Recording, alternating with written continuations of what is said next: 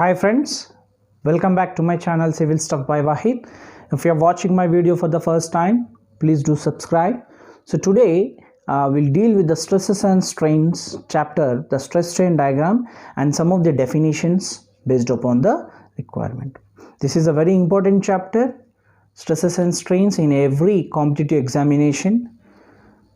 Now coming to here, this is the stress strain diagram. So stress in y-axis and strain in x-axis. Now this is the stress strain diagram. Here some of the notations I have given: P, E, Y, L, M, U, A and B. So these are the some of the conditions.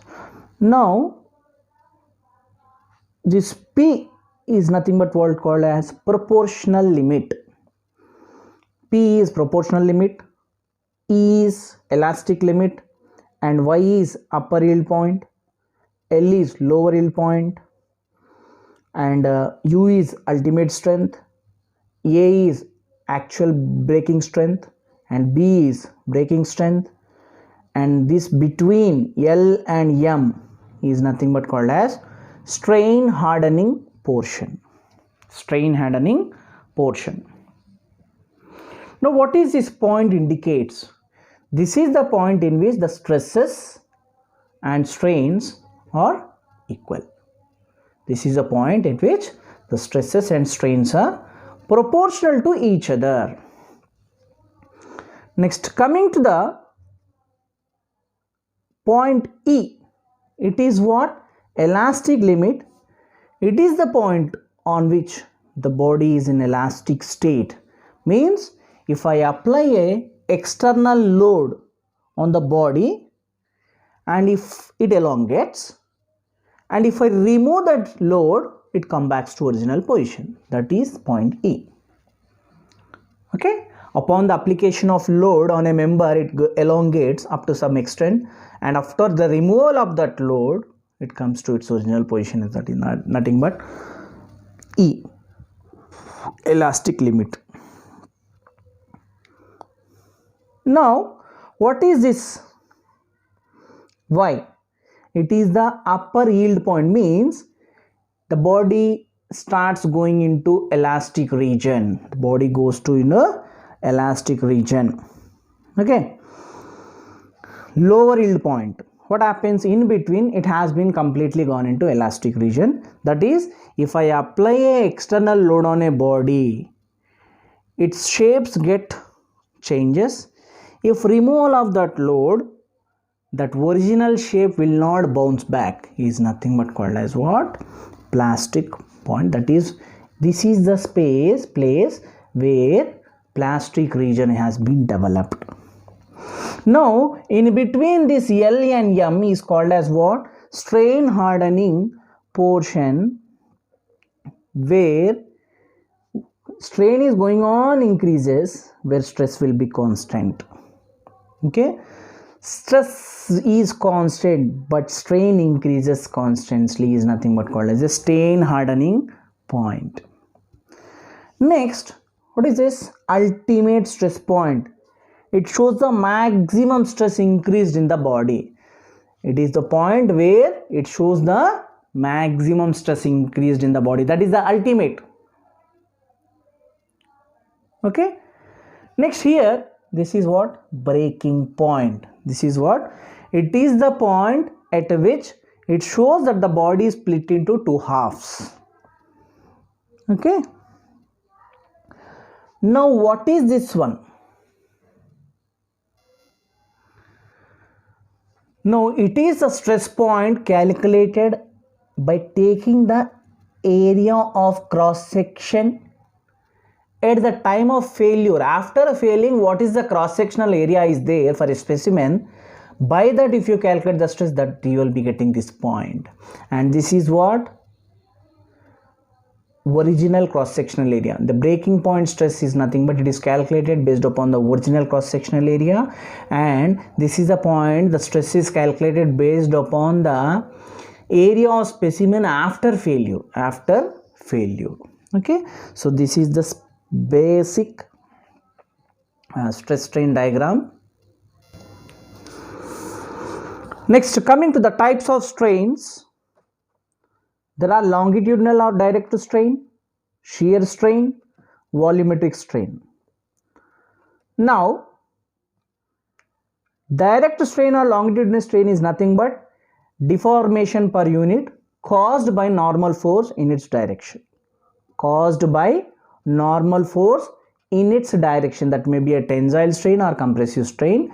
Along the length, if I apply a push, the strain developed here nothing but called as a longitudinal or a direct strain. That is change in length by original length. Now, shear strain. In case of tangential force, change in angle measured in radians means, suppose a member is there, means shear means it will be acting like this. Because of this acting of load, it may go like this.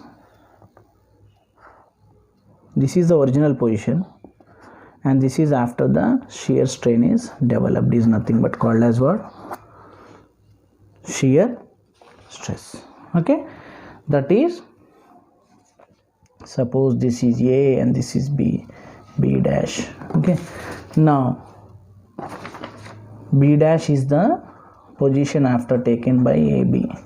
This is nothing but shear strain.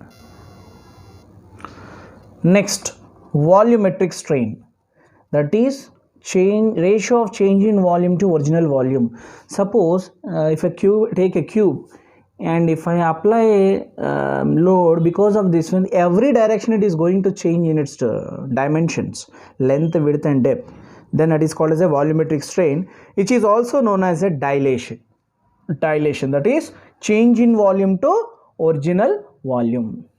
Okay, now Hooke's law. There are two Hooke's laws. Okay, within the proportionality limit, stress is directly proportional to strain. Now, what is this Hooke's law 1? Hooke's law 2 means, Hooke's law 1 is nothing but normal stress to directly proportional to normal strain, that is longitudinal deformation, and Hooke's law 2 deals with the shear stress directly proportional to shear strain.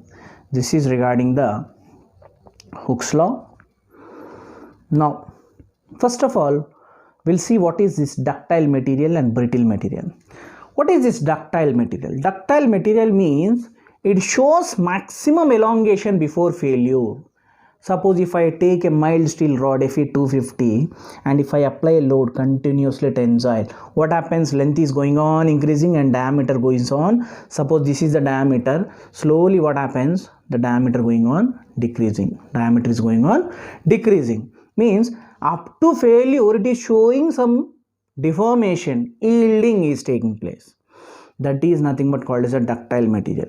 Whereas brittle means it doesn't show any changes but suddenly fails. It's nothing but a brittle material.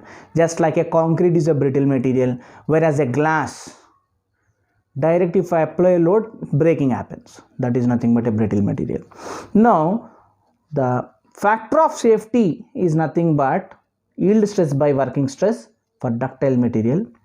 For brittle material, no yielding will be shown, directly ultimately breaking, so ultimate stress by working stress. Always see, not only in this topic, any topic, factor of safety means it will be greater than 1 only. Now here factor of safety for ductile material is less than factor of safety of brittle material. Means factor of safety for brittle material will be much more than that of a ductile material. Okay, now why I am not taking factor of safety of 1.52 like that means it depends upon the material characteristics. It depends upon the material character. Only thing is, if it is a brittle material, the factor of safety will be higher than ductile material. Now we'll try to see some of the mechanical properties of the materials. I will just explain these definitions. Elastic material means what? As I said you, if a material or member is subjected to loading, okay, and it undergoes deformation, upon the removal of that load, it will be coming to original position. If it is coming to its original state, it is nothing but an elastic material. Now if it is not coming to its original position, it is called as what? Plastic material.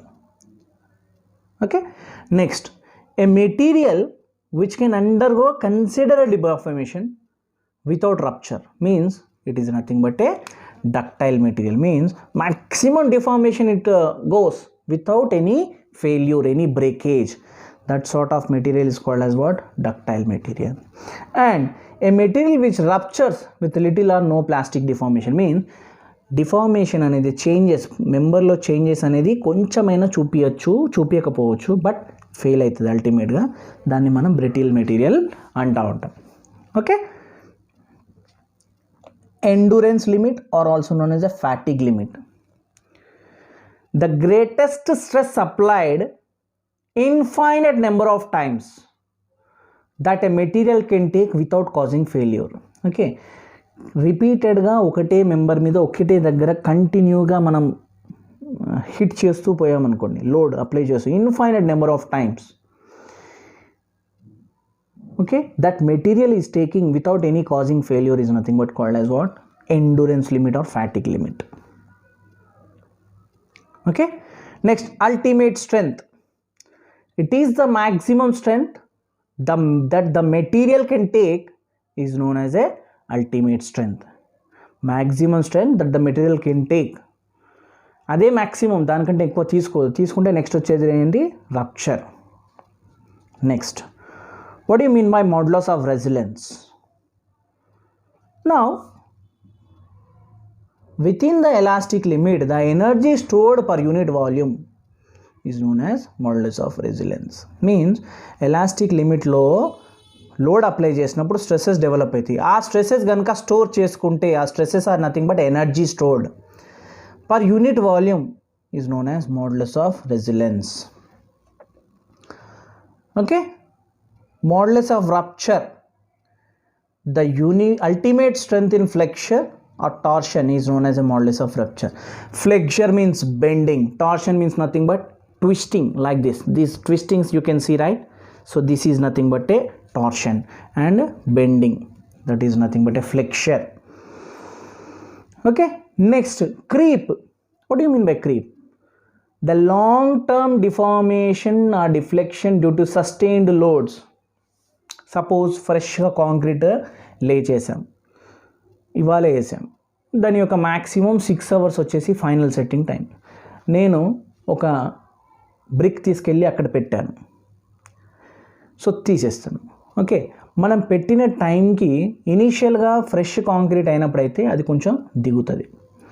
That is nothing but deflection. Long term static deformation is nothing but A deflection. అదే 1 day తర్వాత పెడితే అంత depth పోదు, అదే 1 year తర్వాత పెడితే ఇంకా తక్కువ పోతుంది. మనకి ఇది క్రీప్ వచ్చేసి ఏజ్ ఫ్యాక్టర్ని బట్టి చేంజ్ అవుతూ ఉంటుంది. అది మనకు ఆర్సీసీలో ఉంది, will deal there. Okay, now what you mean by homogeneous? Homogeneous means same material properties throughout the materials, throughout the section same material properties use cheyali manam. Okay, that is homogeneous. Isotropic means ఒక మెంబర్లో ఏ direction చూసుకున్నా కూడా మనకు same material elastic properties అనేది రావాలి. ఏ material is said to be isotropic if at any point it has identical elastic properties in all the directions.